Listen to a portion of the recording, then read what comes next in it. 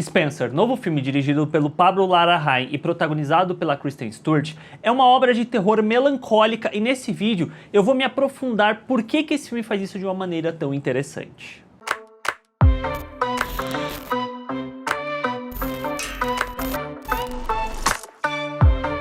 A trama se passa no feriado de Natal, com Diana tendo que conviver com a família real e lidar com tradições do que é esperado que ela faça e como ela se comporte. O diretor Pablo Larraín, junto com o roteirista Steven Knight, criam um filme de terror psicológico que se aprofunda na mente da sua protagonista. E é muito interessante como o filme faz isso, tanto pela perspectiva da narrativa mesmo, quanto pela parte da técnica. A fotografia do filme ela já é filmada com um aspect ratio diferente, que ela vai para 1:66, que não é tão comum hoje em dia dentro do cinema, principalmente norte-americano. O cinema europeu ainda costuma usar. O Jack, o filme anterior do diretor, usa um 1:66 e também é usado aqui dentro de Spencer. E o 1:66 ele se aproxima do Letterboxd, do 4:3, que é o formato quadradinho. Isso é interessante para a narrativa de Spencer, porque as barras laterais passam um pouco essa sensação de enclausuramento, de confinamento,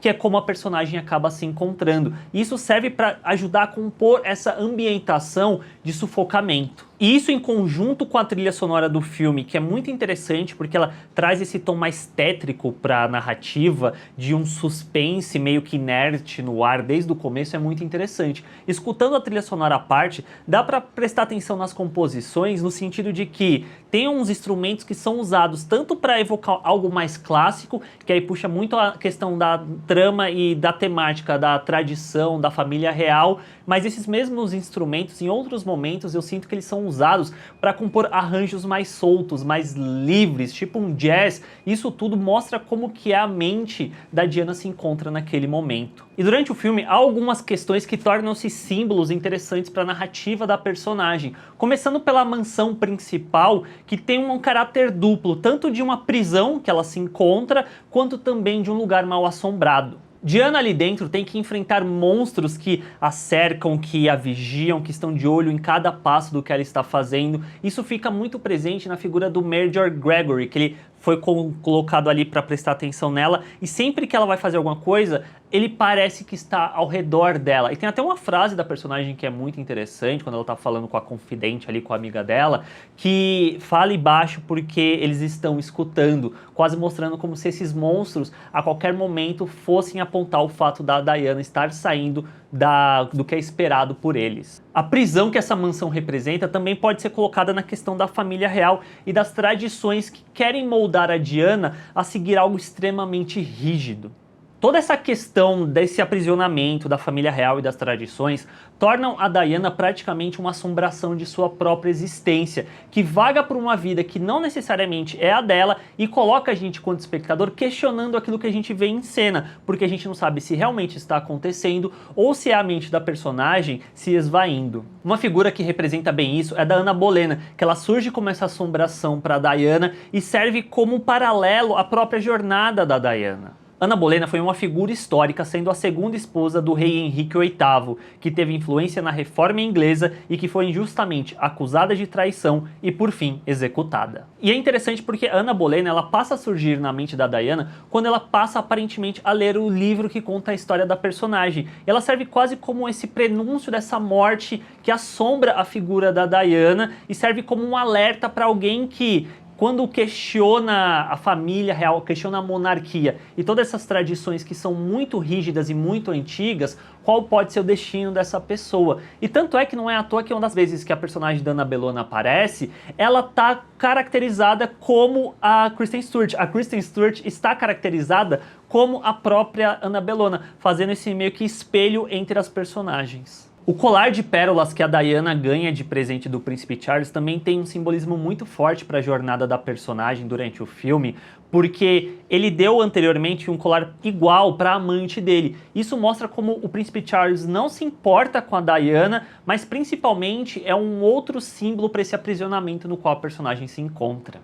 A cena do jantar é muito desconfortável por várias questões. Tem a questão da bulimia, que aparentemente a Diana da vida real também tinha. Isso acaba sendo colocado ali dentro do filme. Mas também desse desconforto dela se sentir meio que sufocada por conta desse colar e tudo que esse colar representa em relação àquela família na qual ela se encontra. E aí por isso até que ela fica incomodada ao ponto dela quebrar o colar. Só que em seguida ela come as pérolas, porque é quase que uma representação de que esse aprisionamento no qual ela se encontra, por mais que seja representado externamente, é algo interno a ela também. É como se ela estivesse engolindo sapos e as frustrações, porque isso é o que é esperado da família. Tanto é que a conversa que ela tem com o Charles mais pra frente no filme mostra exatamente isso, de que tem que haver duas Dianas, aquela pro público e aquela na vida privada. Só que aparentemente nenhuma dessas Dianas pode ser o que ela realmente quer ser. Então ela tem que ficar engolindo sapos atrás de sapos. Mas além disso, eu acho que essa é uma cena muito interessante porque ela funciona como um prenúncio do que a gente vai ver mais pra frente no filme, para começar esse processo de libertação da personagem. O casaco é um outro signo interessante dentro do filme, porque ele funciona quase como essa representação do pai da Diana e também da infância da personagem. Então no começo do filme, quando ela vê ele de longe, ela vai se aproximando, ela olha ele ali, ela pega ele para ser restaurado. Isso funciona como uma representação dela recuperando esse casaco, mas também recuperando quem ela é, dela voltar a se conectar com seu passado, que é quase como muito interessante, como se a família real quisesse que essa ligação que ela tem com quem ela é fosse cortada. E eu acho que o ponto que mais representa isso dentro do filme, junto com o casaco, é a casa antiga da Diana, que é tratada de uma forma como se ela tivesse condenada, tivesse abandonada, ninguém pode chegar ali, até a forma que é colocado ali aquela barreira com os arames farpados para a personagem não passar. Na hora que ela tenta ir escondida e chega os policiais ali e falam, não, mas não sei o que tal, você vê que constantemente parece que é evitado que ela se reconecte com quem ela é, até chegar na parte do clímax do filme mesmo, que ela vai para aquela casa, mesmo a casa estando realmente toda destruída, mas mesmo dentro dessa destruição, a Diana consegue se reconectar e lembrar do seu passado, e a partir daí sim, ela consegue quebrar aquele colar que representa justamente esses grilhões que a monarquia e as tradições estavam impondo à personagem. Tanto é que dentro desse contexto todo, tem todas essas junções entre o casaco, entre o colar e a própria Ana Bolena. E é muito interessante como a partir desse ponto ela veste o casaco do pai com orgulho, representando ali o que ela é. Ela vai atrás dos filhos para levar os filhos embora, para eles também não serem moldados dentro do que aquele sistema quer que eles se tornem. E eu acho que o mais legal de tudo ainda é que você vê que o espantalho que estava com o casaco vermelho era também uma representação